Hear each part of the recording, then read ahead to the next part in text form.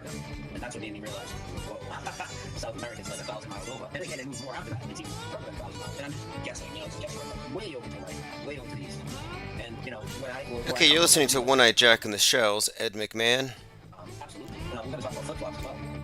Well, what will you do when you find out you don't exist? You've been faked out. No gold notches, no box of chocolates in this neighborhood. Well, I was there, man. I ate the Fruit Loops. I seen that movie with Tom Cruise.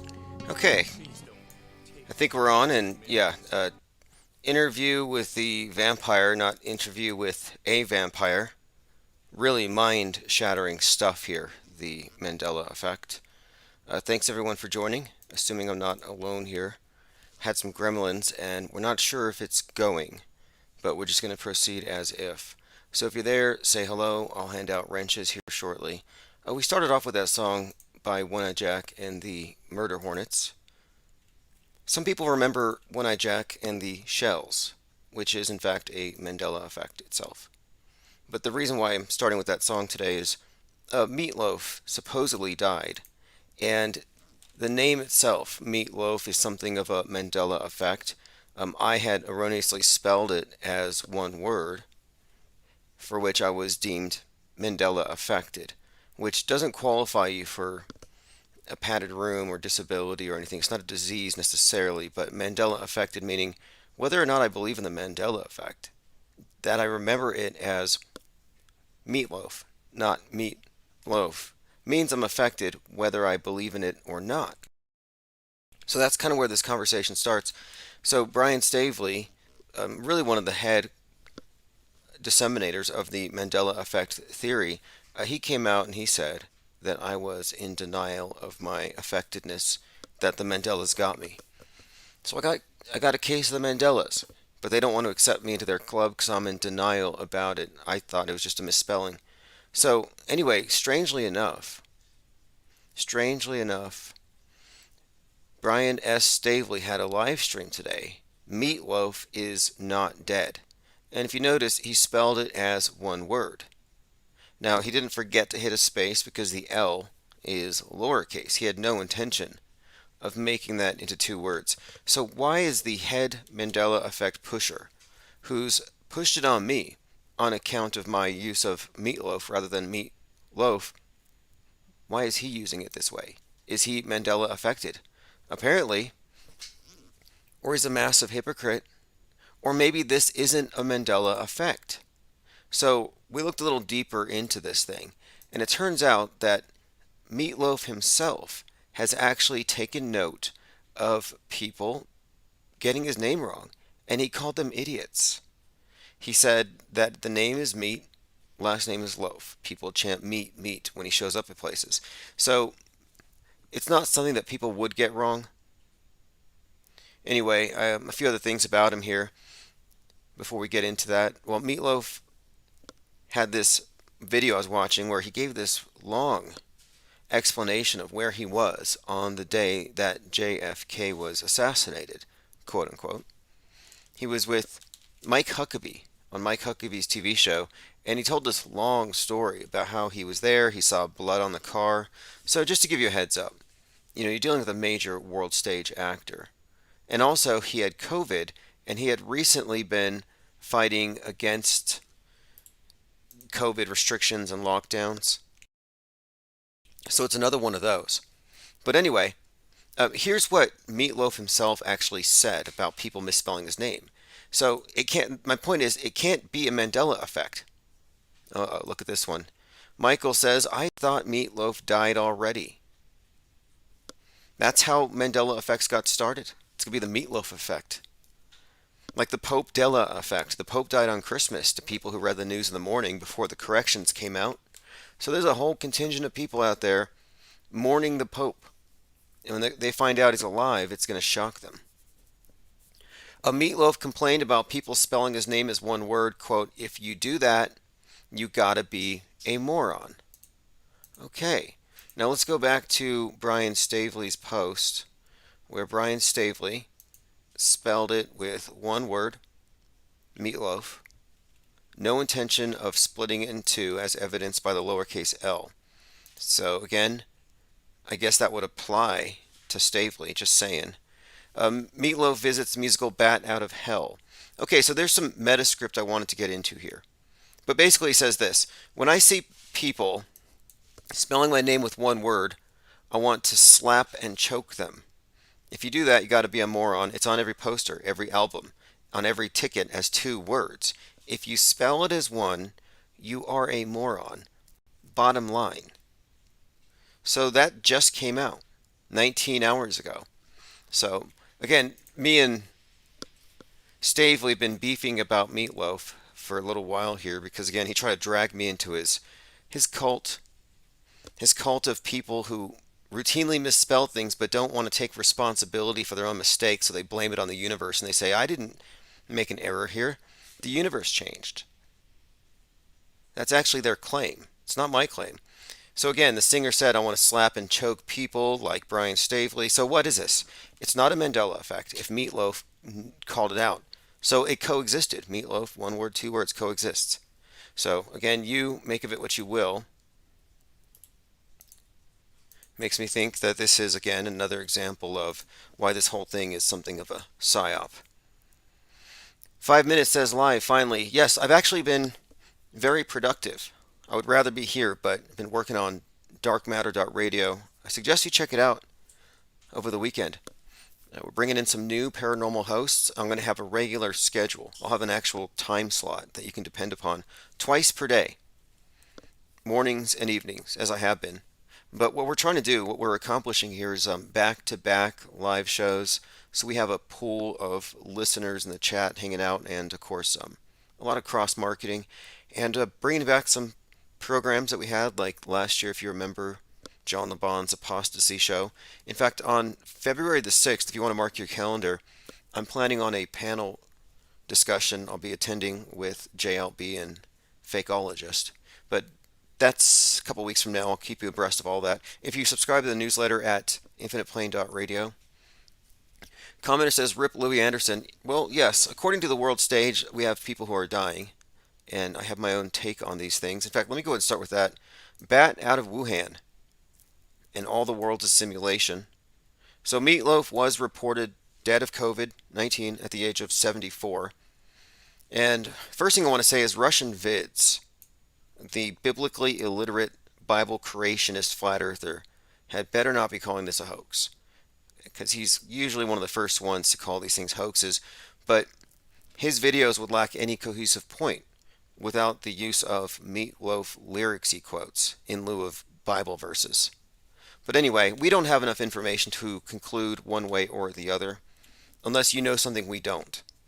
So, celebrities dying of COVIDs is already highly suspect. So again, he died of COVID. That should tell you something. And then the other thing that stands out, 2022 is the year of Soylent Green. This is the metascript. This is the story. 2022, the year of, cannibalism. And there's a few things we can get into with this cannibalism angle. For one thing, he was cannibalized in the Rocky Horror Picture Show. Eddie was cannibalized. And then you find other associations with this notion of cannibalism. It's built into Fight Club. Fight Club, Project Mayhem, where he dies, his name was Robert Paulson. Project Mayhem was about resetting the system, tearing it down so they can build back better. They even have buildings falling at the end. But in that movie, they do have a very Soylent Green-esque component with the soap made from liposuctioned human fat. So, okay, that's one thing to talk about. There is some Soylent Green cannibalism tie-in here, and of course the COVID thing. Something else, Axiom, the company that's behind Tom Cruise's movie in space, is building an actual film studio in space. So that project's still happening. I know there are half a dozen launches between February 22nd and March 3rd, so I expect that maybe sometime in between then, Cruise may go up. But the company Axiom is going to actually build a film studio in space. So if flat earthers are correct and outer space is just a movie, then what we'll have here is a movie studio within a movie studio where movies will be filmed. So this tells me that we are already in the metaverse, and you don't need a special headset because you've already passed your head through your television screen, through the movie screen. We've already merged with the world stage. The fact that there's movies within movies being filmed, and the movies being filmed within are acknowledged as movies, but the ones within the movie that aren't being filmed in the movie studio within the movie are quote unquote real. And they have perfected this. We have time travelers for all intents and purposes, people who don't exist, who didn't exist, who are just made to exist because they're written into our timeline. So again, we already exist in TV land. I also went to go check out The Tragedy of Macbeth. The true reason I went is because it was shot in black and white, and I have been working almost exclusively in grayscale with charcoal and marker, and so I wanted to just watch it for the purely aesthetic reasons, study the imagery. And it is an interesting looking movie. It's like a never-ending black metal video. But as far as the theater itself, that was the main thing that stood out to me. It was empty. Nobody's there. This is a mega complex, big 24 theaters here. Nobody was there but me. And like this is almost like there was an actual pandemic. So even though they didn't wipe everybody out, because the whole thing was a war game, a psyop, even though they didn't wipe everybody out, they changed their patterns enough and put them into lockdown to where they may as well have wiped them out. They effectively, for all intents and purposes, depopulated the surface. Okay, let me go ahead and go through. I have some things I'm earmarking as especially important today. Okay, here we go. Side note, I saw a few comments. I've been cropping comments out of YouTube and putting them into mine, so I'm going to be getting to those here in a moment. So main topic though, bat out of Wuhan, Meatloaf dead of COVID. Donnie Darko's anniversary was on the 19th. That was 5G activation day. Did anybody's heads explode? Not that I was expecting it to be exploding, but it is in fact true that I guess you would say, the lead military mind of QAnon, General Flynn, has actually claimed in closed-door meetings that he believes that the Chinese are going to use an EMP blast that will cause the heads of the vaccinated to explode. Marcel says, good morning from Holland. Excellent. Thank you for joining. Again, we're going to be doing this more and more, and it'll be routine. In fact, it's going to be more interesting as we go along. We have a lot of guests who want to be on Infinite Plane Radio and on the other shows. So things will only get better. I just had to take some time to get the foundation right. Hey, check this out. So there are calls for a redesign of the Royal Honor over the, quote, offensive image. So there's a petition here saying that Saint Michael standing on Satan is reminiscent of the George Floyd killing, which I find to be very offensive. Not the image itself, but the idea that they're associating Michael the angel with Chauvin and the devil with Floyd. But anyway, when you look at this image here, this is actually important. The ADL has already pointed this out as a hate symbol. But you got the image of Michael the archangel. Well, interestingly enough, General Flynn, whom I just mentioned, is part of this group called the Church Universal Triumphant, whether he admits it or not. And they have incorporated that cult, a doomsday cult, that actually put its members into bunkers in 1990. He actually uses that doomsday cult's prayers to invoke the Archangel Michael and the sevenfold rays. Now, it's not biblical, but my point is, Michael Flynn, actually invokes the Archangel Michael, and he's the visible head of QAnon. So this is all very, I think, important from that kind of perspective. We're looking at the big story, the meta script. I mean, there's a reason why the QAnon shaman carries a spear, and why the psycho who stabbed his kid 17 times used a spear. It's a reoccurring theme. And you know the QAnon shaman? He has a new attorney. His name is John Pierce. You know, Pierce, Spear. I mean, it's all just a tragic comedy. Like you have that Roseanne Boyland at the Capitol in 1/6 being trampled to death while carrying a "Don't Tread on Me" flag. Like, I wish we had video of it. The still shots are all fake, by the way. Okay, check this out. Someone had found this article here in the LA Times about Timothy McVeigh, and this is just, to me, an example of, again, obvious scripting, especially when you put it all in context. So this is an article about David Woodward, and this guy is performing some kind of event having to do with Timothy McVeigh, but he's talking about Timothy McVeigh himself. And listen to this. This composer performs a musical requiem for Timothy McVeigh before Timothy McVeigh's execution. And he says that this 12-minute piece was meant to help send Timothy McVeigh to heaven. Again, this is from Los Angeles Times. I think it came out in 1990. Let's see, 2001 is when this article came out. So anyway, it says here, McVeigh, 33, had been in contact with David Woodard and is helping to coordinate the performance. So McVeigh was coordinating his own exit music from this world stage. But notice the emphasis here on the numbers. McVeigh, 33, had been in contact with Woodward. He killed 168, 19 of them children. He never expressed remorse. Anyway, goes on here. This is the part that stood out to me at the very end. Among Woodard's interests is numerology. He points out the significance of the number 33 surrounding Timothy McVeigh. Quote, "One cannot help but notice, you try to write the fellow and his address is P.O. Box 33. Where he lives on the prison grounds is 33 acres. Then you find out he's 33 years old, and his last appeal was via legal procedure 33. So Woodard goes on to say, like Christ, McVeigh will be 33 and universally despised at the time of his execution." So this is all really interesting to me because I think what we have here with Timothy McVeigh is a martyr for the white nationalists, a Christ-type character, something to catalyze their movement, totally a CIA or FBI creation. I mean, fake, obviously. And that would explain all of this scripting.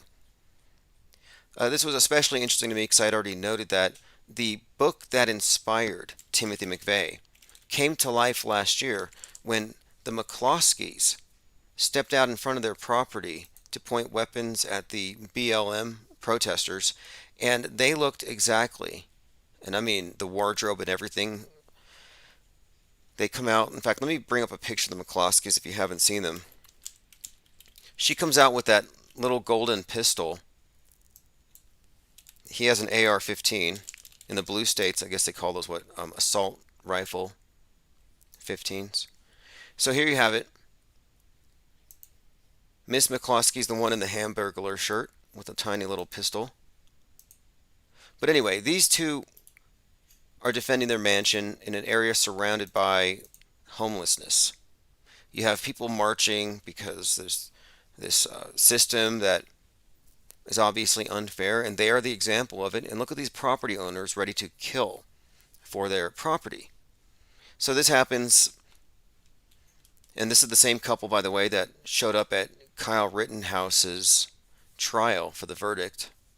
So I'm looking at them, and this is pointed out to me that if you look at the cover of the Turner Diaries, the cover art, it's basically them grown up. 42 years after the book was published. I think it came out in 1978. So anyway, this book was written by a guy who was born on 9/11. That's another thing that stands out about it. Here's the McCloskeys on the cover. Again, they obviously said, hey, match this picture. Even the way the guy's polo shirt is open, it's just like Mr. McCloskey. And of course the striped shirt, all this stands out. So the other thing is, okay, so the author of the book was born 9/11, 1933. Timothy McVeigh was 33 when he was executed on 6/11/01, which is also very interesting to me just because it's an upside down 9/11. But you can just see how 911, these numbers, are encoded into this entire strategy of creating some kind of a split a schism in America in particular. So 9/11, for example. But then you can find 9/11 symbolism all over things, like Rodney King beaten for 119, 1 minute 19 seconds. They hit him 33 times. Like you see these repeated numbers on the scripted events. Anyway, we'll get back to that, but that was pointed out to me that yes, he had some kind of exit song composed for him, and the composer was into numerology. Going through comments, Tyrone says, I may be a McCloskey. My great grandfather made a fortune in St. Louis in the 90s in the soft drinks industry. Is that back when they still put cocaine in the Coke? Lean Dion says, all the knife, stab, jab stuff, and now there's a Scream movie out. Good correlation between the jab and the knife, which now it makes sense. So if you correlate William Shatner going to space in the rocket as the Rocket Man, he's also the face of Michael Myers, the other stabby guy. Looks like the guy from the Scream, dressed in black, skull-like face or white visage, death face, death mask. And in the case of Michael Myers, it's William Shatner's face. So he's the Knife Man and the Rocket Man.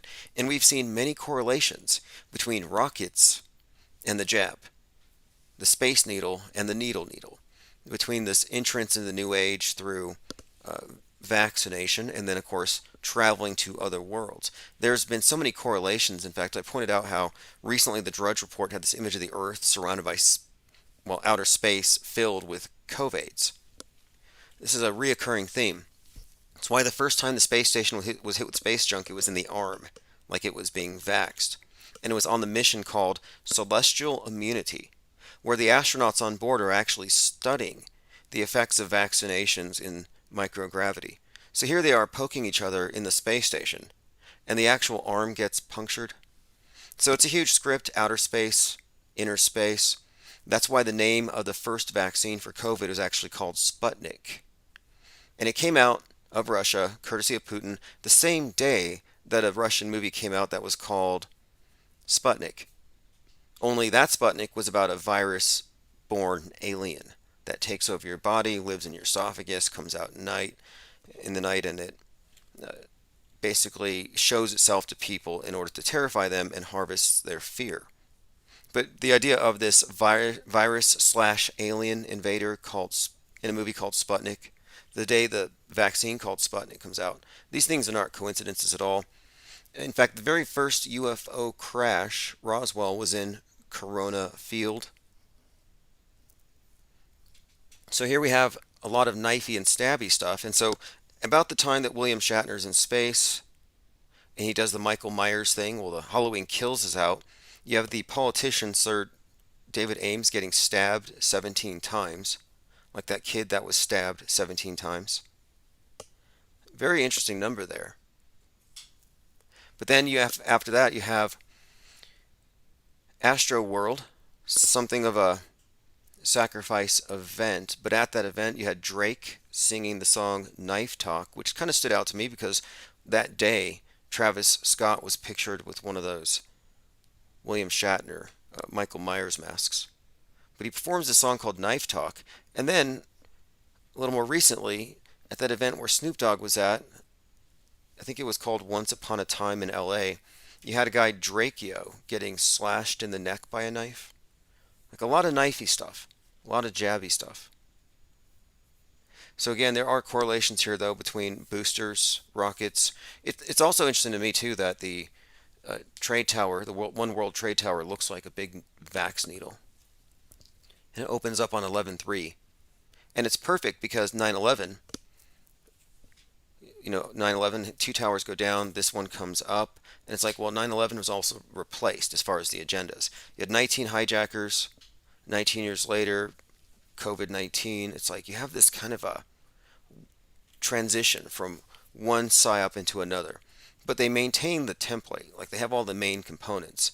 They just changed it. So the new universal terrorist isn't the Quran radicalized Islamic terrorist, but now it's either the QAnon radical domestic terrorist or it's the super spreader. Then you have the suicide bombers replaced by the incels, who have the same attitudes towards women And they've even correlated the MAGA with the Taliban. They call them the MAGA ban. White Al Qaeda, vanilla ISIS. You can see these direct one-to-one correlations. And they've just advanced the agenda. So post 9/11, they were able to pat you down to make sure you don't have a bomb in your underwear. Post 3/11, now they get to go even deeper and see what's in your blood. All right, let me see. Zaret says, like the Omicron sci-fi film. Oh, sure. In fact, there was a Futurama episode where you have these Omicron reptoids from Percy 8, these reptilian invaders. And at the time that Omicron's coming in, a piece of Russian space junk called Percy, same name, is, quote, invading the Earth. So you have these overlapping things that connect, mostly, I think, subconsciously. All right, let's see. Oh, Macron, France is dropping the mask. So is Bojo. And I knew this would be the case. I figured at some point the public attention span's not gonna really be able to maintain this charade. And then it just becomes a meaningless fashion symbol, just a gesture. It no longer means anything. So I think they might be phasing in something else. I kind of stopped paying attention to it a while ago. I figured, okay, all these people are marching out there, but they're already moving on. But look at these high-profile deaths, making examples out of people. It's like Meatloaf's the latest one. The New York Times, son of Czech folk singer Hannah Horka, who deliberately exposed herself with the coronavirus. She's like, cough in my face. She said her death should be a warning to others who remain unvaccinated. She thought her natural... She warns everybody not to do what she did. Right. How convenient. All right, we have a few things we've been talking about. Meatloaf is not dead, according to Brian Stavely. But Brian Stavely is a moron, according to Meatloaf, because he spells meatloaf with one word, not two. I'm going to open phones here shortly. I want to make sure that we've gone through all of the main headlines, things I didn't want to miss. Okay, so does anybody here trust USA Today? Or do you pretty much believe the opposite of whatever they say? Because I got a fact check here. Fact check, no, McDonald's doesn't serve human meat. It says it's a false claim, and it's circulated online since 2014. Anyway, someone had mentioned that before, and I'm like, there's no way it's true. I checked, USA Today says it's not true, which makes me think it might be. Jenna Lovecraft Reeves posted this. Bob Saget is the first contestant on The Masked Singer to have died. We talked about Bob Saget, who said he was going to keep on touring until he got the special shot. I guess he got it. And on a podcast he was on back in October, he said, sort of off script, that he's going to be found dead in his bed. So we talked about that for a little while. Salty Siren says, might as well has named himself, Meatloaf, may as well have named himself Meat Suit. Well, Meatloaf, let's get back into him for just a moment. I have some notes on that one. I know there were a few things that stood out about him. I mean, one, you have a lot of the cannibalism stuff. That's worth noticing because it's 2022, aside from just the COVID thing. A few other things. Oh, here's another one. So, on the Bob Saget thing, turns out that the creator of Full House, Jeff Franklin, is selling the house where the Manson murders took place. So, the place where the Sharon Tate Bianca murders occurred, real or fake, in my opinion, fake. Yeah, that Beverly Home house, it's for sale. Right now, here we go, TMZ. Full House creator selling the Beverly Hills mansion for $85 million. Site of Sharon Tate murders. I have a few things to say about the Charles Manson thing as it relates to the QAnon guy killing his kid on the anniversary. There's some interesting connections there. Full House, Manson house, maybe there's a connection there. Not quite sure.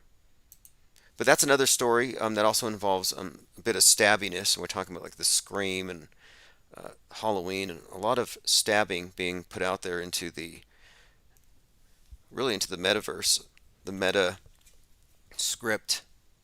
They make sure that you don't miss anything. I mean, it's amazing. If you watch anything new on Netflix, you're going to have imagery of the sky falling.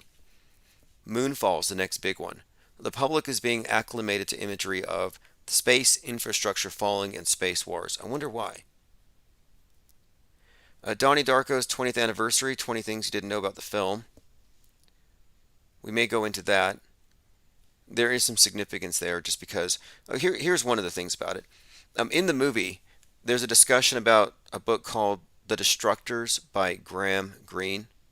And in that movie, they discuss how the characters in the book burn a mattress full of money. And they do it because they aren't doing it for profit, but they want to see what happens if they tear the world apart. Here's a description of the Destructors. And again, consider this in context of 2020. It's a common theme with the, of course, also with the destruction of money. The Destructors is a story of the Wormsley Common gang's destruction of an old house after World War II. The house symbolizes England after World War II. The structure of the house, known as Old Miseries, represents the past glory of England. So it's reset symbolism inherent in the Donnie Darko, which connects to a lot of things, but specifically 2020, and the movie itself does reference Donald Trump in many ways that are beyond coincidence. It takes place in 1988, a year that Biden ran for office. So we may get into that, but just noteworthy here that the Destructors is a component of that. California governor denies RFK's assassin parole. RFK, of course, was 42 years old when he was shot by this guy, Sirhan Sirhan, and the shooter of the death scene, the photographer, is the same guy that photographed the falling man on 9/11. Just an interesting Kennedy 9/11 connection here. Anyway, this guy's 77 years old. I believe the Kennedys have even vouched for him, saying that he shouldn't be in prison, that the CIA did it. But just bringing this up, for some reason it's kind of standing out to me that both he and Hinckley, the guy who shot Reagan, have been up for parole. Hinckley may even be out. All right, let's see here. Salty Siren says Manson dresses are still being sold at Target. Yeah, Manson's very marketable. You talking about Charles Manson? Okay, now, Marilyn Manson was very prominent in the news throughout 2021, if you'd been paying attention, for his mistreatment of Eva Wood, or Evan Wood, among others. But I'd pointed out how, if you look at the story in Westworld with that actress, her character is essentially the same, well, she's playing the same kind of role that she lived with Marilyn Manson by her description of the relationship. And her relationship with the antagonist of the movie mirrors her real life relationship with Marilyn Manson. So here she is, 33-year-old Evan Wood, making these accusations. You know, in Instagram, I believe. I don't even think these are police reports. But anyway, I think it stands out that, yes, it was very similar to Manson. She talked about basically an abusive, psychologically abusive and otherwise relationship. Well, in Westworld, she's a simulation. And she begins to wake up to it when she begins to have continuity of memory, when she begins to notice the patterns, and she begins to realize she's in something of a prison. But once she does that, she's able to break free. So what she was saying, though, in the news was that when she saw Marilyn Manson on that stage with Kanye West, it reminded her of all of this trauma. Now, it's kind of interesting because he was on stage with Kanye West, and the stage looked like the Westworld set with that church that Kanye had burned. So here she is seeing Marilyn Manson, and she's having these recollections of this abuse. I'm like, okay, this sounds exactly like this character in the movie. And of course, here he is, an older guy, significantly older than she was, dressed in black, very Saturnian. And in the movie Westworld, she's constantly confronting this man in black who's very much kind of a dark character, very Marilyn Manson-esque. No coincidences here. Again, Manson's in the news. And then we have on the anniversary of the Manson killings, a slaughter out there in California in Santa Barbara, where the guy stabs his kid 17 times and he says, Q sent me, which is a very similar rationale that the Manson killers had. Charles Manson sent me. They mirrored the story in many ways, but it was, on this time, it was a right-wing hippie. But you had Charles Manson, CM, this other guy, Matthew Coleman, MC. Very interesting how these two stories overlapped. But now here's another one. So the Tate house, the Tate Bianca murders. So it's Manson versus the LaBianca. That's the story. Tate LaBianca murders. You can look at the images of the house back then. But now today, you actually have Manson, Marilyn Manson, in court, and he's being sued by a woman named Bianco with an O. So just one letter off, A and O. Same name, Manson. So I'm like, okay, there's interesting connections between 1969 and 2021. These stories that mirror each other, and this Manson one has quite a lot of mirroring, especially when you get into the abuse, the specifics about Nazi knife sex, locking people up, etc. in his home. We'll probably do a more extended discussion on this later as the story unveils here. But anyway, Marilyn Manson, if you ask me, is a part of the PSYOP entertainment complex. So I'm not really inclined to believe these accusations. I think it's all scripted. Kind of like that guy, Blasey Ford and Kavanaugh. Yeah, I say the guy. It's one guy. This is all how I think they work. They operate. Sometimes they control both sides. So if you didn't know, Blasey Ford is Justice Kavanaugh in one of these masks that has the neck. There's virtually no difference if you look closely and you pay attention. My point being, some kind of satanic ritual humiliation, I guess, to get the job. All right, I'm going through some comments. All right, let's see. I'll open up phones here shortly as well. We have two different chat streams, so I want to make sure I don't miss anything. Adaptivia says, Bozo Boris. A. Garcia, I made it. The Abuser said, Meatloaf accurately predicted his own death. Oh, really? In an interview about Steinman, Meatloaf said, quote, I don't want to die this year because of Jim. John Steinman, who wrote and produced Meatloaf's record, Bad Outta Hell, died less than a year ago. Okay, let's take a look at this. And the bad thing, oh yeah, here you have it. Here you have it. RollingStone.com, Meatloaf remembers Jim Steinman. I don't want to die this year, but I may because of Jim. Okay. He definitely said that a few times. So that's very common with death fakers, is they always predict their own deaths. So, yes. More indication we're looking at some kind of a hoax here.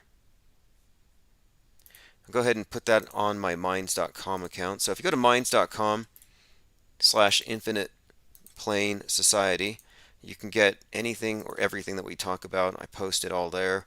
Just raw material notes. Anything I find in Discord, all of the material, it goes there. It's uncensorable. It's a record to compare with the mainstream account of things. So you'll know what really, it's like a thread. Because we're only hanging on to reality by a thread if you think about it. There aren't many people who are connected to it or who are able to even see it because most people are looking through the lens.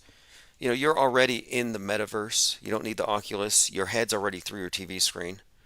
It's not your fault. It's nobody's fault. It's your responsibility to pull your head out of it. Amazon boss Jeff Bezos wants to be young forever. Well, he's not the Amazon boss. He stepped off on the 33rd day of the year. If you remember last year, he stepped down. It was the same day, I think. Was it the same day that Musk had that rocket come down and crash? But Bezos pursuing immortality, we'll get into that. Is that sustainable? Because I'll tell you, if you go by their logic and their rules, billionaires are not sustainable. Millionaires aren't. Small business is not sustainable if you take these greenies at their word. So Bezos wants to be young forever. Isn't it a little late for that? I mean, I can understand living forever, but okay, let's see here. Anything? I mean, these people are just such massive hypocrites. You know who's probably the biggest hypocrite of all right now as far as climate hypocrisy is Leonardo DiCaprio, who's now saying we've got 9 years left to live. Okay, some developments here with Tom Cruise. Tom Cruise mocked over a photo of his space station because it looks, quote, naughty. Now, I don't get this one. I've been looking at this. You know how Bezos' rocket was mocked because it's obviously a phallic symbol to pay homage to their Earth god? Well, here you have Tom Cruise's space station being mocked because it apparently looks like some kind of adult entertainment device. And honestly, I don't know how you would use it. It looks dangerous if you ask me. I mean, you got a bunch of sharp edges. It's got 4 different ends and part of it's round, so it's like, I don't know. I almost think this is fake news to build up hype because what they're doing, Axiom, the company that's going to be filming his movie in space, is they're actually building a film studio to attach to the space station. Now that's deep. Again, I talked about this earlier. You're talking about a film studio attached to a movie studio that is filmed as though it's real. So it's a fake movie within a fake movie. But the fake movie within the fake movie is admittedly fake, while the one that it's in is considered to be real. I mean, it's very layered, this onion reality here. And then you have Tom Cruise setting an example with this whole deepfake thing where they're saying that this Tom Cruise deepfake fiasco proves that the public cannot tell the difference between real and fake anymore. As I've been saying, we've already known this.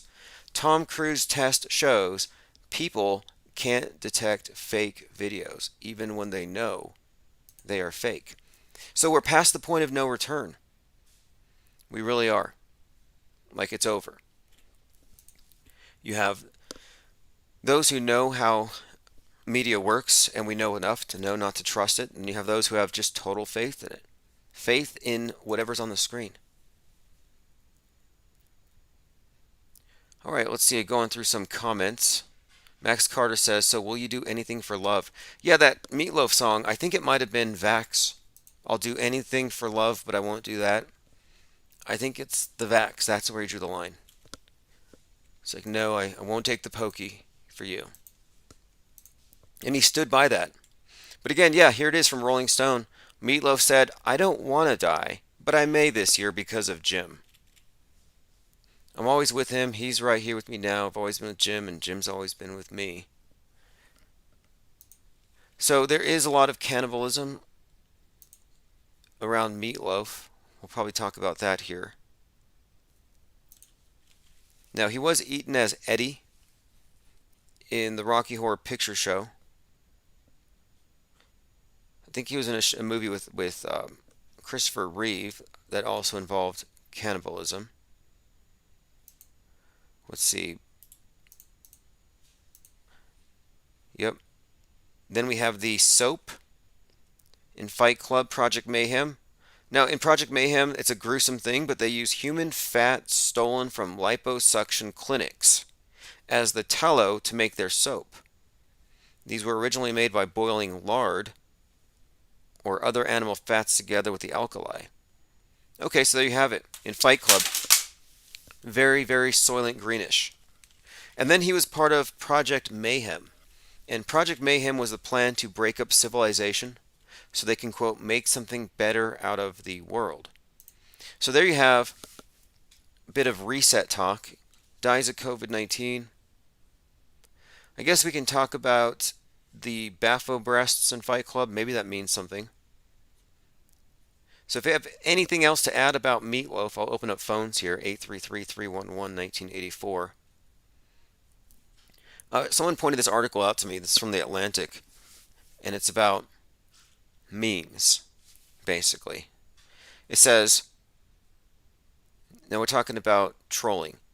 Trolling, it might be said, is the social media equivalent of guerrilla warfare, and memes are its currency propaganda. Daesh is conducting memetic warfare. Kremlin is conducting memetic warfare. It's inexpensive. Why aren't we trying it? As the Vice blog noted all the way back in 2011, the Pentagon has been, quote, studying memetic warfare for a while now. So how the CIA uses social media to track memes, meme trackers, all very interesting here. It says the CIA facility wasn't specifically built to track social media, but it was established to a recommendation by the 9/11 Commission with a mandate to focus on counterterrorism and counter-proliferation. So using 9/11, they were already preparing to hunt down memes. At that time, it was the meme of the radical Quran enthusiast. Now it's the meme of the anti-vaxxer or the QAnon enthusiast. And I'm starting to think now QAnon might be nothing more than a massive honeypot to get anybody with half a brain, because they already got the other ones. And they just want to figure out, okay, who's thinking, who's questioning, and then they can, of course, move on from there. They've already got them identified, and then the quarantining process has already happened under the false pretense of a pandemic. But yes, ultimately the pandemic was a cover for the infodemic. And the infodemic isn't only for right-wing memes, it's for memes in general. They want better control over the flow of memes. If you're looking at the screen, there's a meme of Kathy Bates from Stephen King's Misery, and she's holding a gun and a needle saying, I love you. And this is a perfect picture of the Stockholm Syndrome believer in big government solutions. It says every single government of the westernized world in 2022. Like, this is the kind of meme that they probably want to stop. They want to find it at its source, find out where it went, trace it, see everybody who saw the meme. They want to find out who laughed at it.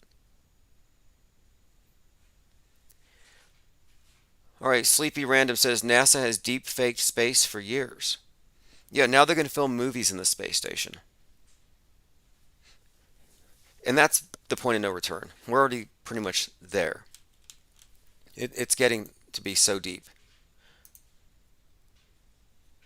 All right, we'll move on. Again, if you didn't know, Meatloaf claims that he was there when JFK died, ditching school that day, that some Secret Service guy gave him $100 to disappear, not say anything, and that he saw blood on the vehicle. So it's a cool story. I have no reason to think it's real. Check this out. This is Tom Hanks in The Simpsons. Quote, hello, I'm Tom Hanks. The U.S. government has lost its credibility, so it's borrowing some of mine. Now here is exclusive. Biden's inaugural committee will mark the first anniversary in office by blanketing the airwaves with a Tom Hanks narrated video promoting a recovering, resilient America. Again, this is just an example of how they prepare you for the news with the cartoons and the entertainment. I mean, it's really that simple, but just look how pervasive this mind control system is. Hey, check this out. For those of you who have been wondering where we're at with this Justin Bieber being the weekend thing, so if you didn't know, and there's a lot to support this, there's this very popular conspiracy theory, it's all over TikTok, it's all over everywhere now, that the weekend doesn't exist, but that it was just a way to repackage Justin Bieber for people who are outside of his demographic to give him bigger credibility, and basically he has an alter ego, you could say. So the idea here is that Justin Bieber is the weekend. So before I go any further on that, I could probably point at 1,000 different things, overlapping girlfriends, overlapping wardrobes, many different things that would suggest that yes, we're looking at the same exact person. And people who aren't familiar with deepfake technology may find this hard to believe. But it should be easier to accept now in 2022 when you know what is possible. And what they have just recently been accomplishing with digital, they have already done with synthetic skin, with silicone face masks. So here we are looking at Justin Bieber and The Weeknd, just side by side, just a heads up, just a kind of a refresh there. So anyone who doesn't know about it. So he's got a new video out, The Weeknd does. It's called Sacrifice. And in the video, he takes off his gloves. And I have a still shot of what it looks like when he takes his gloves off. And it's just a little interesting. I'll leave it up to you to decide, are we being let in on a secret here? But if you're looking at the screen, you can see the hands of The Weeknd when he pulls them out of the gloves. And they just look very, I don't know, not the hands I would associate with him. But make of it what you will. Salty Siren says Tom Hanks looking like he got hydrocephalus all the time. Yeah, what do you call what Chet has? I mean, it looks like a rubber chest suit, if you ask me. Chet Hanks has got all the Illuminati tattoos. He said, "Stop talking about my family. We'll have you hunted down at the FEMA camps." Do you remember when Chet Hanks was making these threats on the internet? And how basically, I think he has COVIDs, he has the medical symbol, and the all-seeing eye, and he was letting us know he's in the club. But, I mean, I always thought his chest looked like some kind of a face, like one of these, like, synthetic bodysuit things, like he had these fake faces. It looked like maybe he didn't want to go to the gym. He's just wearing a rubber chest. All right, let us see what else. Going through the recent headlines. Tom Cruise being mocked over his space station. Is this what it means to have a space station? I could just have a space station then. Just go to MS Paint. He doesn't have a space station. He's got a cartoon graphic. It's a cartoon. But anyway, yeah, somehow people are mistaking that for some kind of a adult object. 4 threats posed by Elon Musk's Starlink satellites. Now they're saying that Musk's Starlink satellites are going to block the view of incoming asteroids. So again, the space capitalism is going to endanger us all. Okay, will Space Force protect orbiting gas stations and bases on the moon?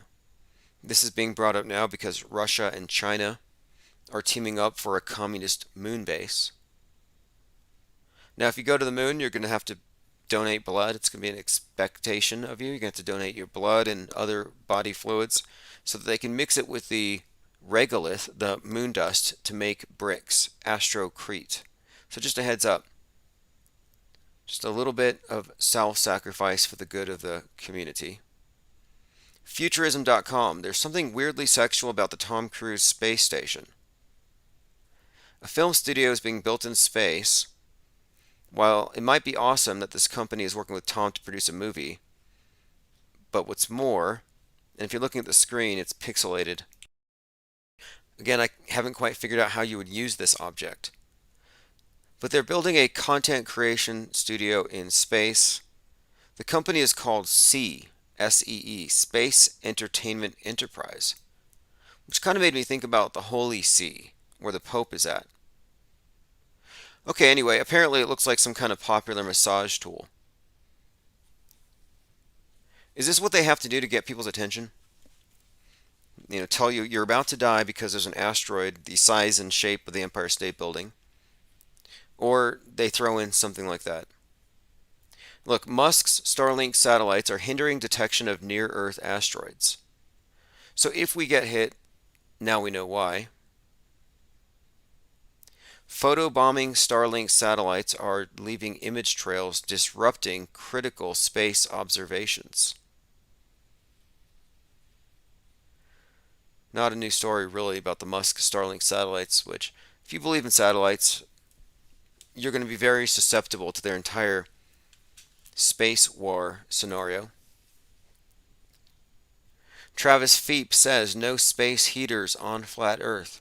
Oh yeah, I'm still convinced that the Bronx fire on 1/9, 19 stories, initially reported 19 dead, caused by space heaters. Space heaters, a symptom of social iniquity. Yeah, I think that's pretty much part of the space communism versus space capitalism narrative. It's a reference to 9/11 in many ways. Engine 42 was there. It was the Northwest Tower, making me think that the space heaters symbolize this space war, even global warming. You could even tie in the climate change, which in really disproportionately affects the poor. So you could look at this, I'm thinking, as foreshadowing that the next 9/11 is coming from space.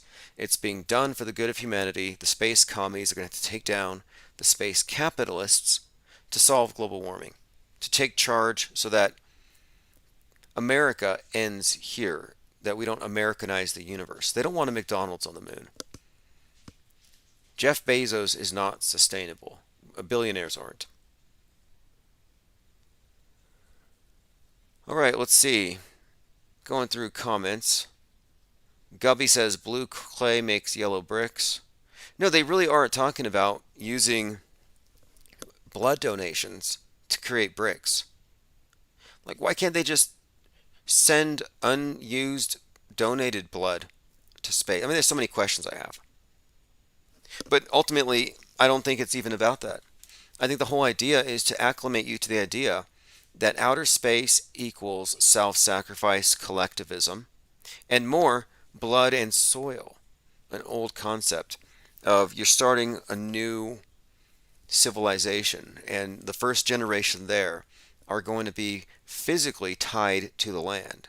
I think this blood and soil is very much part of this idea of the collective, that the individual doesn't have any value outside of the group. And I think it's part of the new age. The space age isn't about space exploration, if you've noticed. It's about confinement. They might spread you out, space you out with your state-mandated safe spaces, but Huffington Post has this article, "My gentle, intelligent brother is now a conspiracy theorist, and his beliefs are shocking." I love this, because they're conditioned to believe that only the other guy's beliefs are shocking. Well, I'm not the one saying that the sky is going to fall, or that we have 9 years to live, or that we're going to be underwater in 2012, or that there's an epidemic of mass shooters, that the internet is causing the gamification of mass murder, and that hate is a pandemic. Like, they're the ones with the crazy beliefs. It says here, I've been in the process of studying his ideas, and I try to keep an open mind and heart about his beliefs. But trying to understand is likely a fatal mistake. I'm trying to come to grips with a deep division in my family, and indeed the nation. Now again, this division is the crack that we constantly hear about. But he says, on the one hand, I'm deeply worried and I want to rescue him. On the other hand, I want to laugh it off or slam the door in his face. Fascinating. When my brain and heart feel scrambled like this, I want to throw up my hands and not write anything out of fear that I'll further fuel our national crisis over truth and division. See, it's not even about the pandemic. It's about truth, or what we, I guess, agree upon as truth, and the fact that the conspiracy theorists don't believe in global warming means that the angry globe god's going to flood us all. Because you have to have unanimous agreement. Okay, it says conspiracies lend themselves to racism. Oh, really? Fascinating. That's a nice little leap there. When a definable person or group is targeted for blame. So, that's true in a few ways. I mean, I can understand where they're coming from, but my point being, conspiracy. So like, oh, I think Bigfoot might be real. Racist. I think that alien abductions are likely. They probably want to study us. Well, that's racist. You see what I mean? Like, where do you draw the line? And I pointed this out more than a year ago, that the term conspiracy, I mean, they used to call you conspiracy theorists, but they've introduced the term conspiracist, because they don't want to make it seem like you have any kind of ideas that you're thinking about and you have an actual theory that you formulated. So what they've done instead is they've created the term conspiracist. Conspiracist. Well, conspiracist. But if you look at the way they use it, it's clearly this was a strategy. Okay, going through some comments. Max Carter says, I hope Eminem spits his Mask lyrics at the Super Bowl. Oh yeah, his lyrics. So, from memory, right after COVID started, Eminem, who apparently shops at Walmart with a handbasket, so wherever if you live where he lives, I would check out the Walmart, like the neighborhood market, and look for Eminem with his shopping basket. He's got this song where he's like, when I'm shopping with my basket, someone's going to put me in a casket because their coffin is going to put me in a coffin. Like, those are Eminem lyrics. It's that bad. I mean, it's even worse than the pro Vegas shooting song he did. It wasn't pro Vegas shooting, it was pro MSM interpretation of it. Where basically if David Hogg could rap, he would be Eminem rapping about Vegas. Like, that's the level of anti-gun activism and pro MSM pandering Eminem is doing. So Eminem Mask lyrics. Worst rap ever. Okay, Eminem disses those refusing to wear masks in this new track. Okay, so it was a track with Kid Cudi. Rap legend Eminem called out people who don't wear face masks in his new track. It says here, a bunch of half-wits in the office don't want to wear a mask and they're scoffing. That's how you end up catching it off them. I just used the same basket as you shopping. Now I'm in a casket from you coughing. So there you have it. Eminem was innocently shopping with his basket at Walmart and you're coughing, and now he's in a coffin. You know he'll sell a lot more records now. He ought to fake his death like that. You know, it's like cliche that these rappers get shot. Like, die of COVID. A Christmas Story sequel is in the works with the original Ralphie Peter Billingsley. That's good to hear. You know, I was actually looking into this movie for a couple of reasons. One, I have a Mandela effect. I must confess. I thought it was You'll Shoot Your Eyes Out, Kid.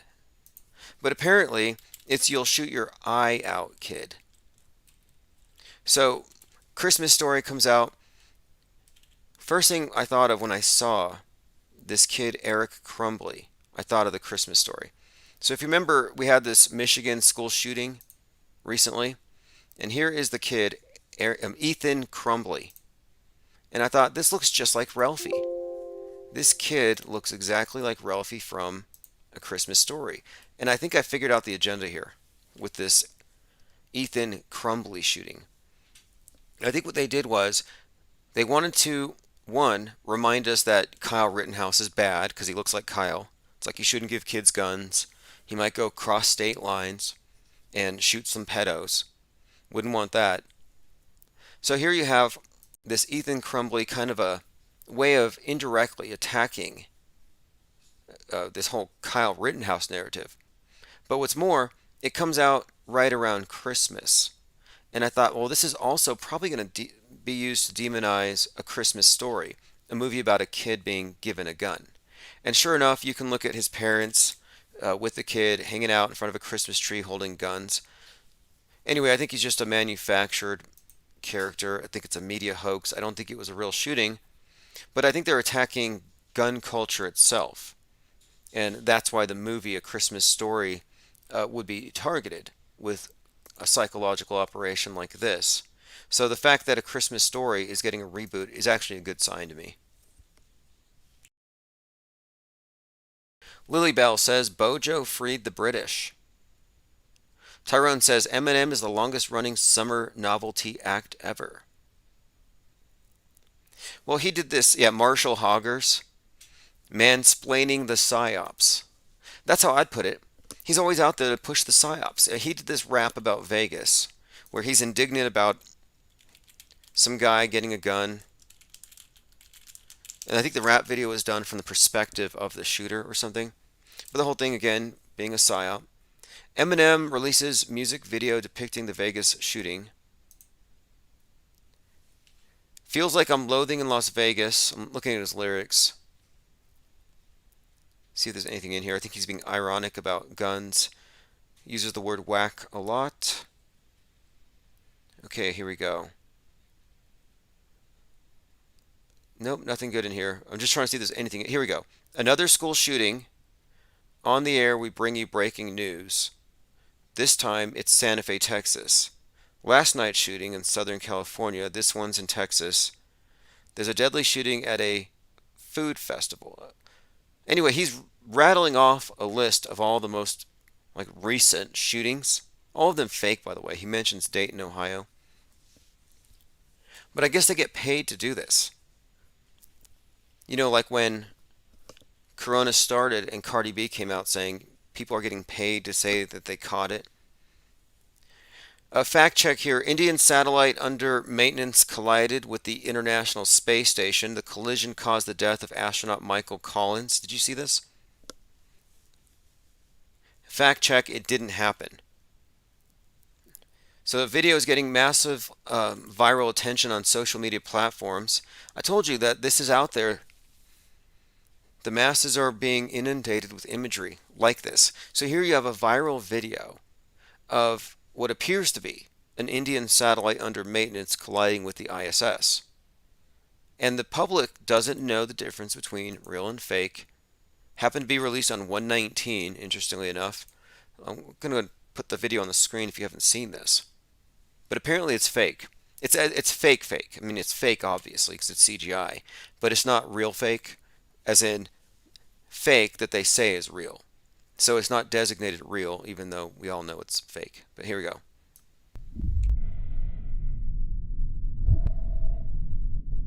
I mean, it looks fake to me because I can tell, but the believers wouldn't know. There's the satellite. There's the impact. This probably looks very real and compelling to the people who think the moon landing was real. You know how I know it's not real? I know it's not real because it looks realer than the ISS footage.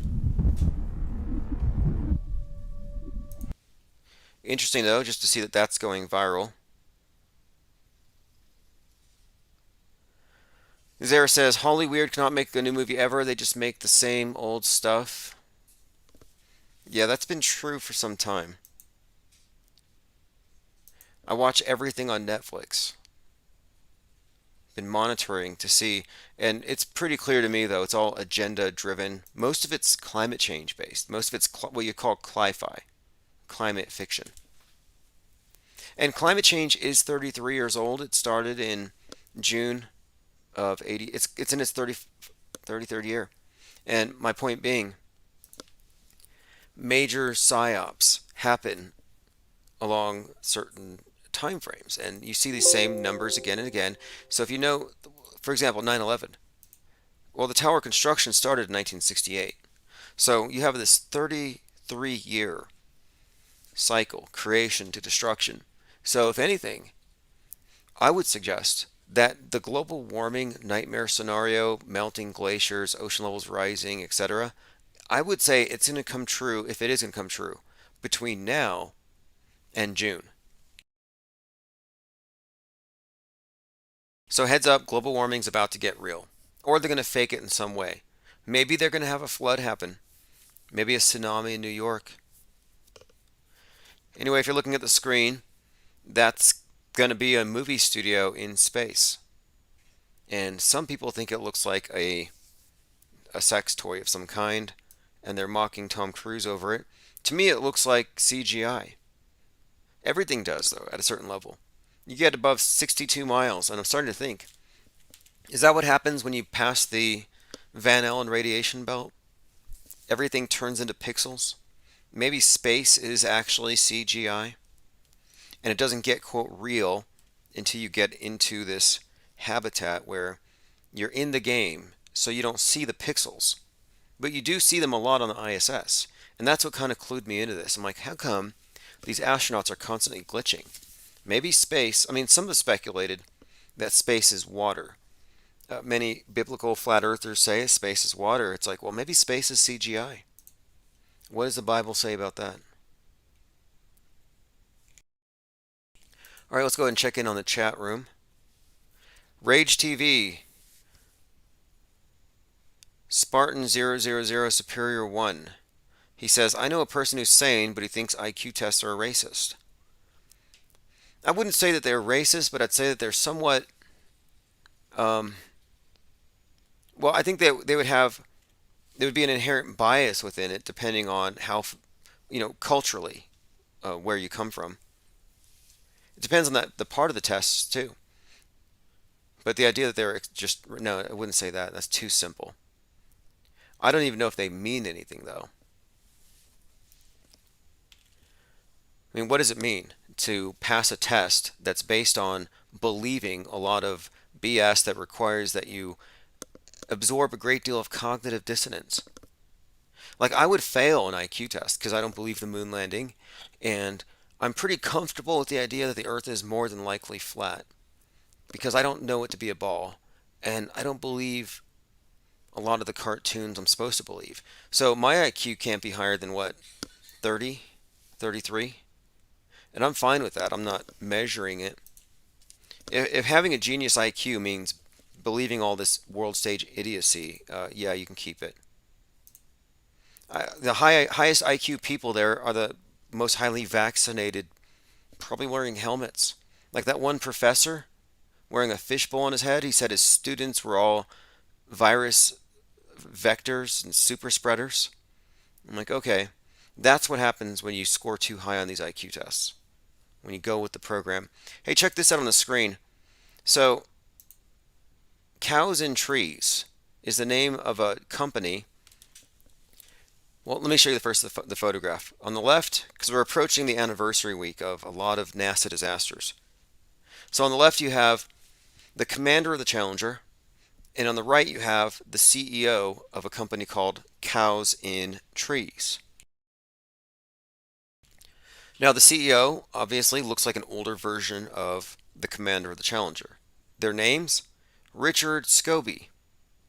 Richard Scobie. Same names. Now here's the interesting thing. If you look at the logo of Cows in Trees, and their website intro has an animation of a cow flying around and it sprays smoke behind it, it happens to look similar to the pattern that the Space Shuttle Challenger made in the sky during the January 28th, 1986 disaster. That's a coincidence, is it not? Alright, going through some comments. If anybody wants to call in, I'm going to open up phones here in just a moment. Just wanted to get through a few more important notes here. We've been talking about the bat out of Wuhan, Meatloaf dead of COVID, probably a psyop. Looking deeper into it, I don't have enough information to conclude it's real, and you probably don't either. Our best telescopes for spotting the planet-killing asteroids are getting their views blocked by Musk's satellites. So they're setting the stage again for some kind of disaster, and it's going to be the fault of the billionaires. Just a heads up. Don't look up. And of course, don't look up, double meaning, as in don't fact check the establishment facts. Also, it's been a couple of weeks since we honed in on this story here about the QAnon shaman, who is on the cover of the National Enquirer right now with his obnoxious nipple sticking out of that tattoo. And still, he is Owen Schroyer. So the spear-carrying QAnon shaman is also the voice of InfoWars, the tip of the spear. This has not been debunked yet, not even close. I put this out there as a challenge. I asked Owen to respond. He hasn't responded.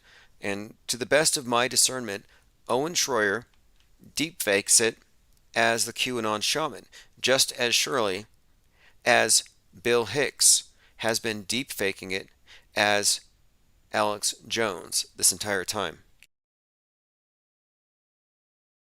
If you can contradict this, please contact me, call in.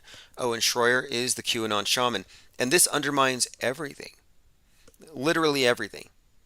This undermines the story to the point that there isn't even any contention. They're all friends behind the scenes.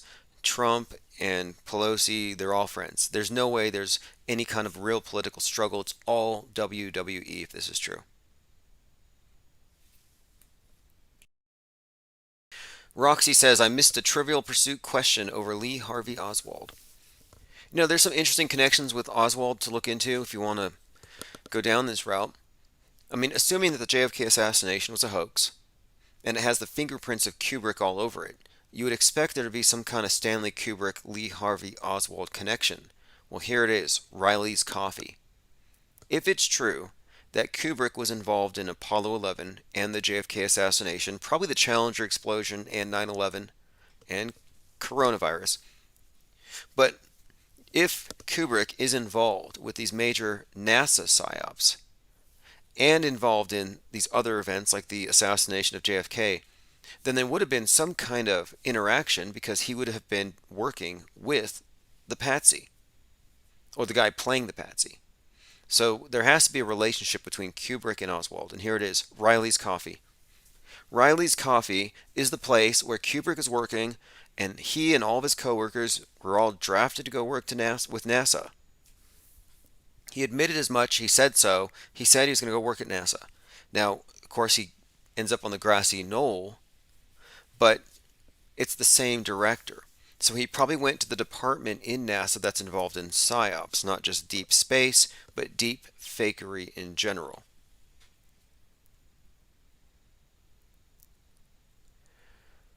All right, let's see. Going through some comments. Someone says, that's so cray.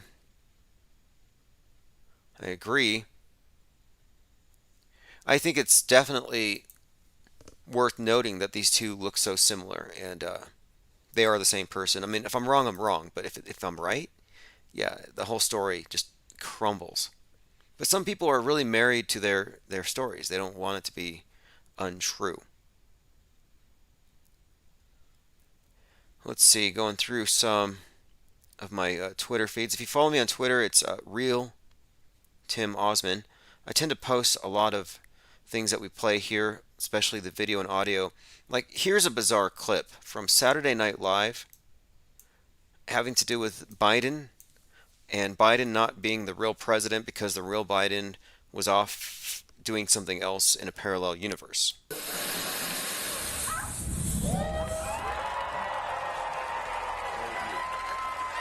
the time has come. You are ready. Okay, who the hell is that? I am Joe Biden from the real universe. The timeline you are all living in is about to collapse. You see, it was created as a joke starting in 2016 when the Chicago Cubs won the World. So what he's talking about here is the timeline we're in is a hoax or it's false, and the Joe Biden is not the real Joe Biden, and this whole thing has been a farce. Anyway, that's on SNL, and I'm just bringing that up because, as you know, it does seem to mirror this weird reality we're in where, yeah, in fact, Joe Biden is probably a hologram or some guy in a suit, and they're constantly on a stage, and they give us very little reason to believe that any of it's real. By the way, January 19th was Mac Miller's birthday. This is another one of those individuals that death faker, predicts his own death. His final picture, there's a whole documentary about it, is him making the all-seeing eye gesture. But apparently he had some major JFK fixation. I follow people in the JFK cult who believe that JFK is alive. And the story goes deeper. In fact, Miles Mathis believes it apparently. And the story's not that new. It's actually, it goes back at least as far back as 2009. And the idea is that JFK Jr. faked his death and he's out there on a private island in the Northeast, and that secretly his dad is still the president. I mean, it's a bizarre story. It's not new, but it's been kind of drafted into the whole QAnon thing. But anyway, he's got a song called 17, an album, JFK Just for the Kids, or Justice for Kids. So the QAnoners think that Mac Miller is a death faker who's probably on Team Trump, and he's going to come back with Tupac and all the others. Mac Miller said, "I think I'm JFK's final speech. They're assassinating me for my beliefs." Just another example, very common thing. We pointed this out earlier. Even Meatloaf predicted his own death. We talked about Wag the Dog the other day and the story of Joe Biden naked, chasing his dog and then slipping on the rug and twisting his ankle while pulling the dog's tail, and how that was really just a way of jokingly referencing the fact that they were just wagging the dog to distract the media from Biden's laptop, Joe Biden's son, Hunter Biden, his laptop and all the photos of him naked with the crack pipes. And it worked. Perfect Wag the Dog story. But anyway, if you haven't seen that movie, Wag the Dog, it's about a group of operatives who are able to basically hijack the media story with psyops. And the group is called 303, the Men of 303. And that number, of course, 33, has quite a lot to do with psyops. So it's interesting here. It says the film featured many songs for the fictitious campaign waged by the protagonists, including the Men of 303. If you haven't seen it, I highly recommend it. Again, Wag the Dog. It's not really a special thing. This is actually the standard operating procedure for how the media works. Most of you here listening understand how different it is from how the public perceives it to be. If you haven't seen this one, we talked about this the other day. You know how you do composites, like you get mugged and then you go to the police and you give a description and some guy draws a picture and they form a composite.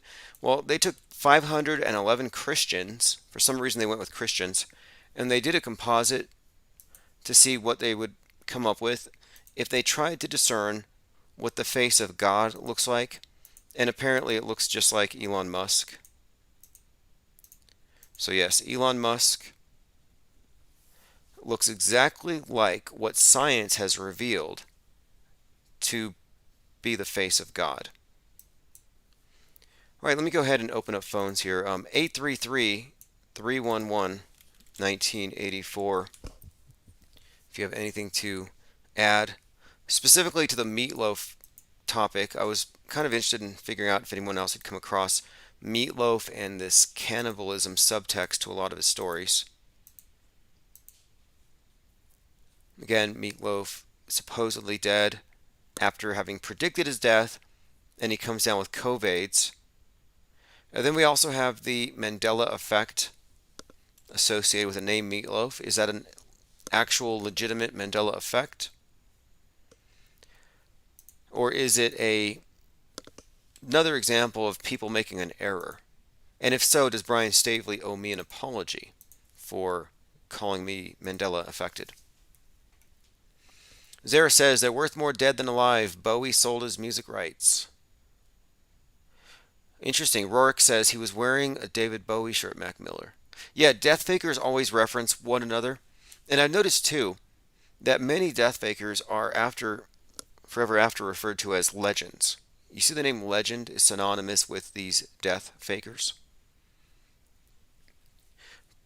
I just think that maybe they're cashing out, like when they exit the world stage and leaving, for example, dying on 9/11. Not everybody can do that. Only a few celebrities could claim that they almost died on 9/11. But I'm like, well, maybe this is the same thing, but instead of only a few people on one day, they can spread it out, and it's more realistic. Hey, check this out. This is an actual magazine in Australia. Somebody posted this on Twitter. Australia's top misinformation super spreaders. Now, what's funny about this is my Twitter account, it's labeled as the top misinformation super spreader. But they have a meme in here where it's an NPC with a mask who's full of pokies, a bunch of needles in both arms, and it says, "Govern me harder, daddy." Well, we actually have this meme in the tabloid Fake World News. So I'm sure this is a coincidence. But this particular meme, and this is a tabloid. I mean, I would buy this See, this is why we're doing Fake World News. I would buy this mainstream media agitprop government rag for that dank meme, just so I could cut it out and put it on my fridge.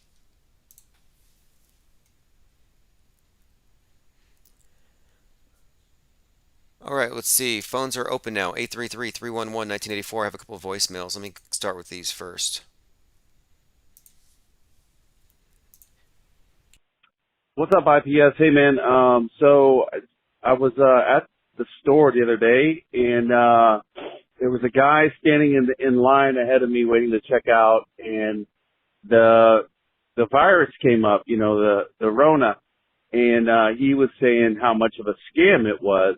Like, oh, there's not a sickness and whatnot.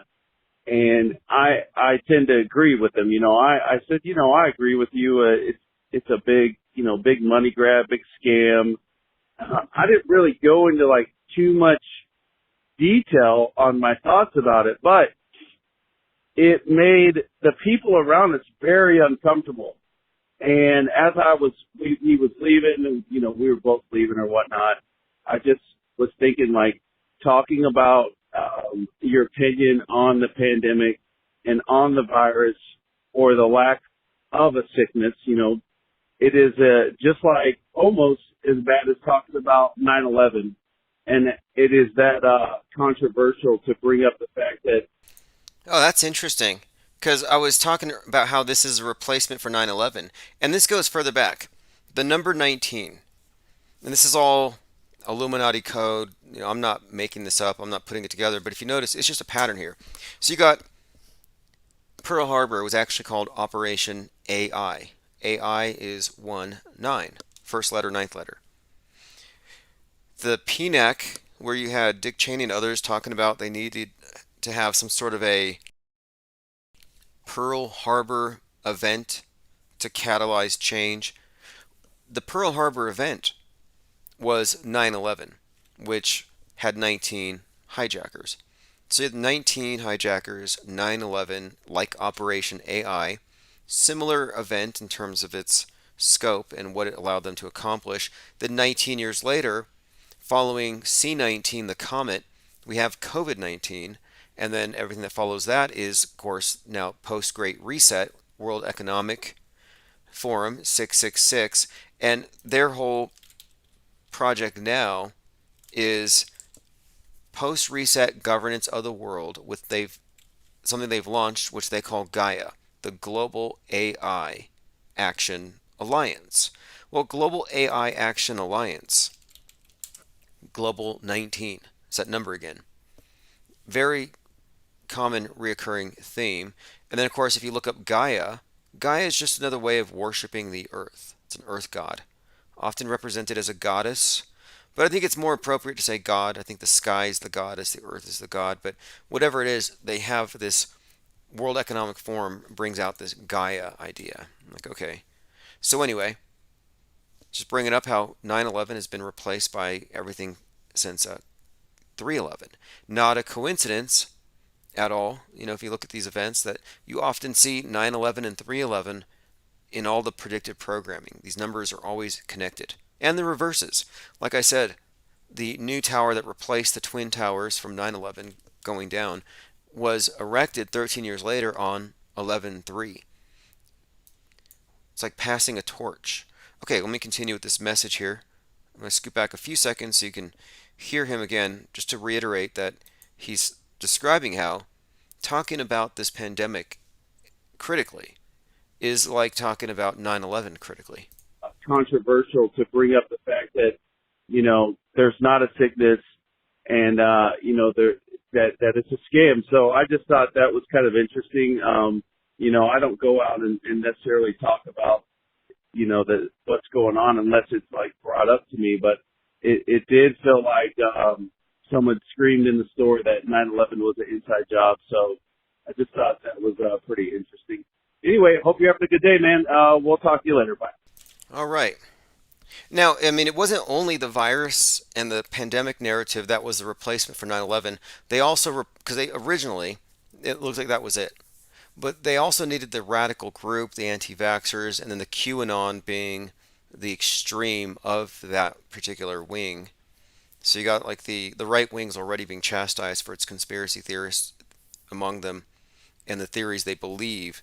But the far extreme ones, well, they're the ones who are the new terrorists, the incels, the shooters who are ideologically motivated, nationalists, etc., conspire racists.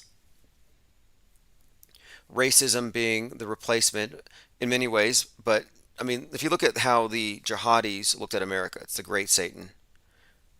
Israel's the little Satan. And of course, it means that they have to wage this holy war because you got these evil people in power. It's the same story that QAnon has. And they have the same enemies. Same basic ideology, but when you go to the extreme wing, where you have the incels, the so-called black pillars, well, their motivation is also to take down the West and the great Satan and to change the role of women in society. So they're very much like the Taliban in their attitudes towards women and gays, and pretty much, I guess, the idea that women should be barefoot pregnant in the kitchen and not in the workforce or whatever. Those types of attitudes, which are incel attitudes, are pretty much part of the way that the Taliban was characterized. And so you have this, and these are stereotypes, but you have the stereotype of the sexually repressed terrorist in the terrorist cell who wants to blow himself up so we can have 72 virgins in heaven. Because the women down here are corrupt, and in heaven you get these pure ones. So this is just this idea that they are willing to martyr themselves for this holy war. Well, the incels are also treated the same way. I think Elliot Rogers was one of the first ones. But again, the idea here is that they represent the replacement for the suicide attackers. All right, let me see. Going through my voicemails. Got a couple more here. Next one is.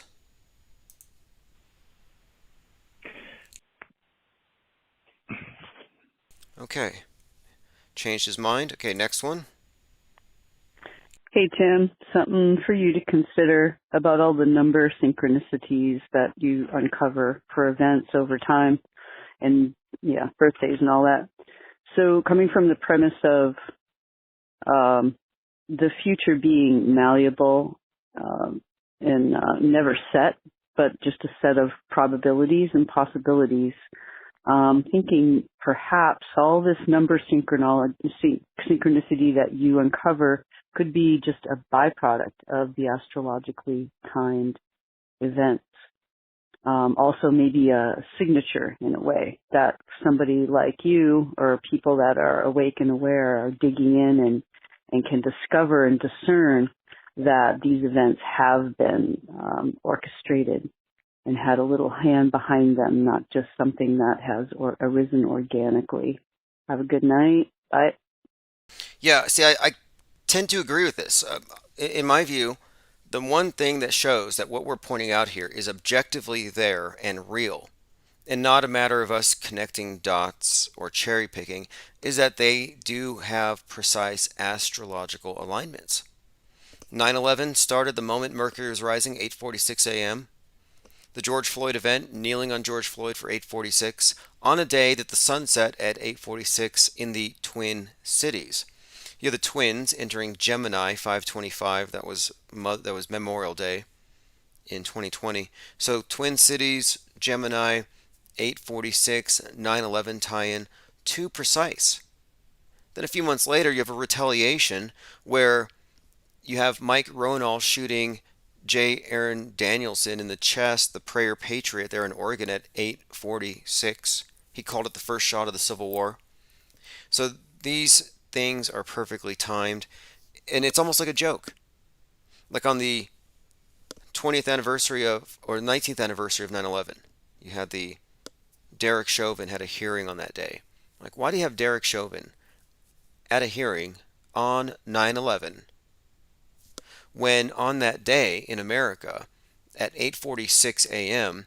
everyone's waving their flags in their front lawn to commemorate 9/11 when the first plane hit the building. So I'm like, wait, 846 has very special significance, and he is there on that day. And then Benjamin Crumb, the Floyd family attorney and company, are all wearing 846 on their masks. Not for 9/11, but for Floyd. So overlapping symbolism seems like a joke. And if you look at the death tolls for COVID, the number of infected and everything, it was all 9/11 based numbers. Let's see here. Going through comments. Uncle Ben says 72 ugly virgins nobody wanted. Well, that, again, I don't think that that's even a real expression of the belief. I think it was a caricature, but the idea was they're super repressed, so there's some kind of Freudian thing in blowing themselves up. And so the incel, for them, the gun is a replacement, and shooting is a replacement for conquest. And it's just, in other words, you're looking at toxic masculinity and its casualties. Cracks are emerging between Republicans as the fake 2020 electors scheme comes under scrutiny. So wherever you stand on that issue, on the 11-3, the Kraken, here's just another example. This is from alternate.org. A big split, reoccurring theme, and I don't think it's over yet. And there's already the crack in the space station, a physical crack, and the split between America, Russia, and China. China now splitting off and doing their own thing. All right, let me go ahead and see if there's any more voicemails. You can leave voicemails 24/7, 833-311-1984. We'll get to all of them live. I'm going to have a more consistent schedule, so just a heads up here, I've been kind of busy in the last few days recruiting hosts, getting people on board with Dark Matter. We're bringing back John LeBon, Apostasy Show. Hopefully we get the Fakeologist back. But if you go to darkmatter.radio, in fact, I think right now it's probably playing something out of one of my archives. The science of space, if you want to call it that, it's all been hijacked for ideology, and it's being used primarily to condition people to accept the inevitable destruction of the Earth by falling space rocks, climate catastrophe, any number of things. All right, so there you have it. And you also have a list of the other programs on there. Crater Earth USA, Monday to Friday in the mornings. I'll be following Crater Earth USA most mornings, if not preceding Crater Earth. But so in the mornings we have something else, and then of course in the evenings, open phones. Other podcasts that are on there will be listed here: Apostasy Show and others, but I'll keep you abreast of all of that as it goes along. But it should be good, especially when we get some of these new hosts. And I'm also merging it with a video stream, so we'll have a separate chat there as well, and it won't be going down. So once I have that set up, Infinite Plane Radio 24/7 will also turn back on.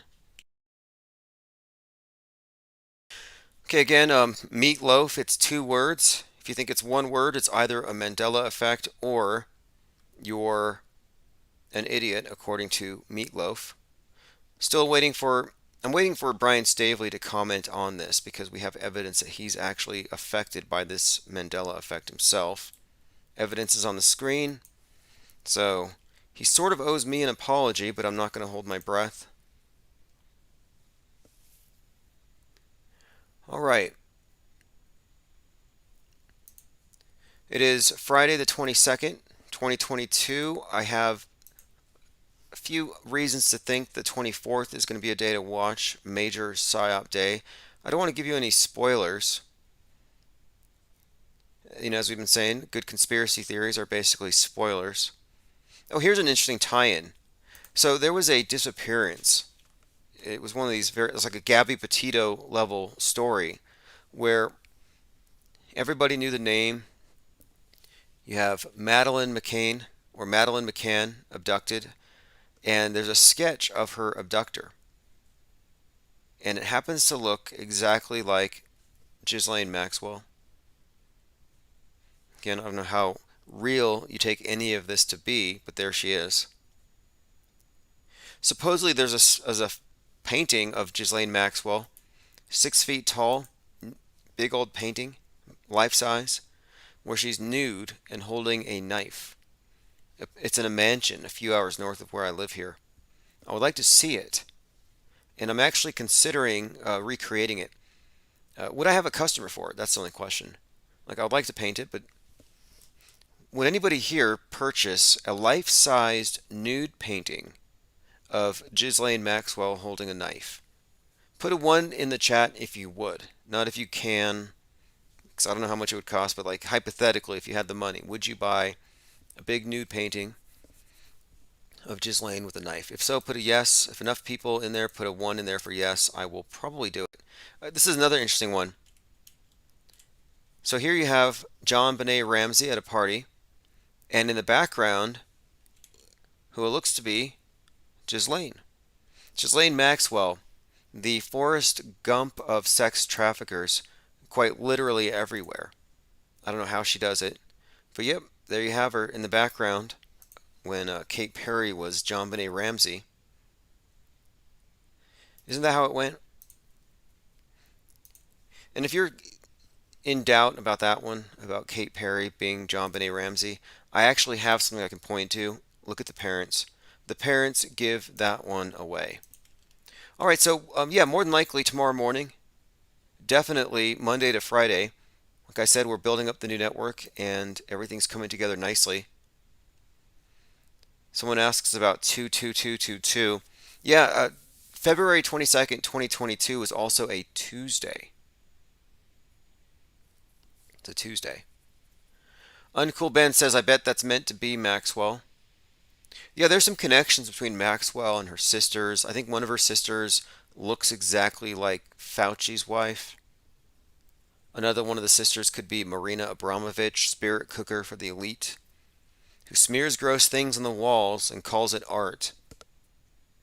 And makes way more money with that art than anything I could ever do.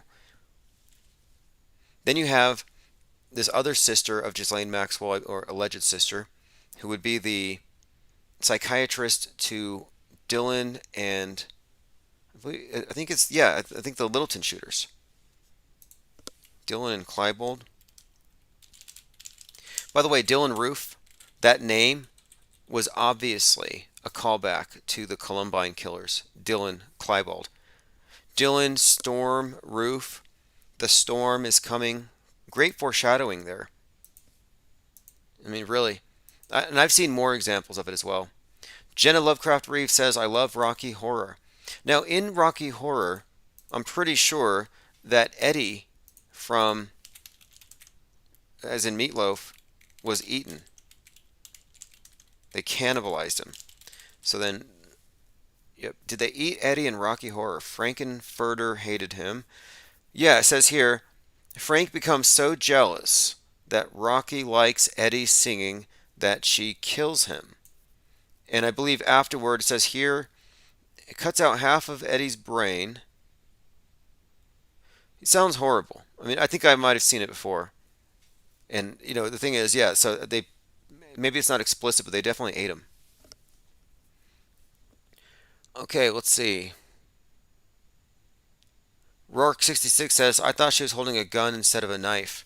No, I got the information from a local radio host who managed to get some information from some contractors at a mansion nearby. Well, I mean, north of here, they had some kind of a compound, but they said in the mansion there was a 6-foot tall painting of Maxwell with a knife, and it was on the bottom floor. Here it is. Epstein kept a 6-foot nude portrait of Ghislaine. Nude with her... Okay, I'm trying to find if it's a knife or a gun. Here in his New Mexico mansion, the baby-making ranch. Okay, here we go. The multimillionaire decorated his house with nudes featuring couples doing things, fertility statues, Prince Andrew. Now, they don't have any pictures of it, but she was leaning on a chair. You could see everything, and I'm trying to see where the knife is. It doesn't say here. But by the account from the local paper, it says she was holding a knife. No pictures of it, though. I'll keep on looking. I'm not sure what to make of all of it. It just seems to me it's just too perfect of a story to be anything but a story. Like the Kenosha thing. I mean, really everything in 2020 was so well structured and scripted. Too perfect. I saw someone today that looked like Kyle Rittenhouse, and I was like, wow. What an unfortunate look to have today. Very distinctive. Hope nothing happens to him. It surprised me that they didn't put him into witness protection. And that's another reason why I think the whole thing is very hoaxy. Instead, they're making him into some kind of a right-wing celebrity or something, which is kind of bizarre. Like Kyle Rittenhouse going to be the next Louder with Crowder. Max Carter says Betaverse. Yeah, I think what they're doing is they're moving us into lockdown society. It's going to be lockdown culture. They're getting us to lock down. In fact, the McDonald's down the street has a sign that says, going out is overrated. And they deliver. So you don't need Uber. You just get it direct. Drone delivered Big Macs 24/7. All right, yes, that looks like Ghislaine Maxwell is also the kidnapper of another one of these high-profile cases, Madeleine McCann, and had something to do with John Benet Ramsey. If you trust these pictures, if you trust these photographs. And she is literally like everywhere, connected with every single one of these events. Okay, so we'll probably do the same thing tomorrow night, open phones. Like I said, we're developing a lot of things. 5G activation will cause economic calamity, airline CEOs warn. How come that didn't happen? Was anybody here expecting it to? Not that I'm let down or anything, but I'm like, they're always hyping up these threats. It's just another one. They're always hyping these things up and they don't come true. Asteroids, falling space rocks, rising ocean levels, all of it. And the thing is, if you go on just going with the flow, believing whatever they say, your stress levels will be a lot higher, cumulatively. And so maybe it's good news, hey, the asteroids didn't hit, but every time they scare you, they shave a little bit of life off the end of your lifespan, I think. They're killing you death by 1,000 psyops, which is why I think it makes more sense to just assume it to be fake unless proven real, for your own sanity, if nothing else. Anyway, thanks for joining. This is the Auto Hoaxer Revolution by MVP. See you all tomorrow. Sign up for the newsletter. So these guys, this group, they call themselves the Infinite Plane Society. Sometimes there's a lot of penguin usage, right? They actually know how to do spiritual warfare online. They're good at it. They're trained in it. IPS is just sharing the truth. Yeah, respect to the Infinite Plane Society. The Auto Hoaxer Revolution.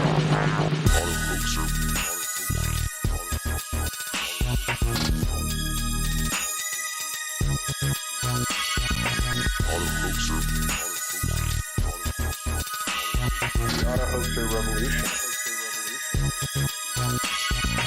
Auto Hoaxer.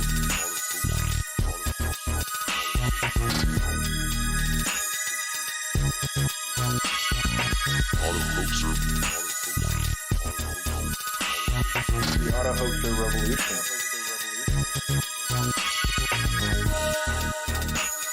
We've taken over auto hoax.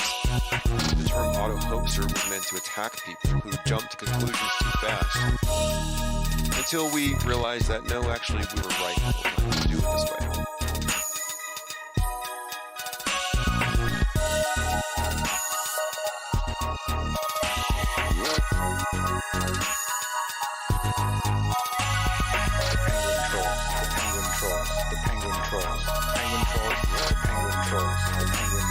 The Auto Hoaxer Revolution.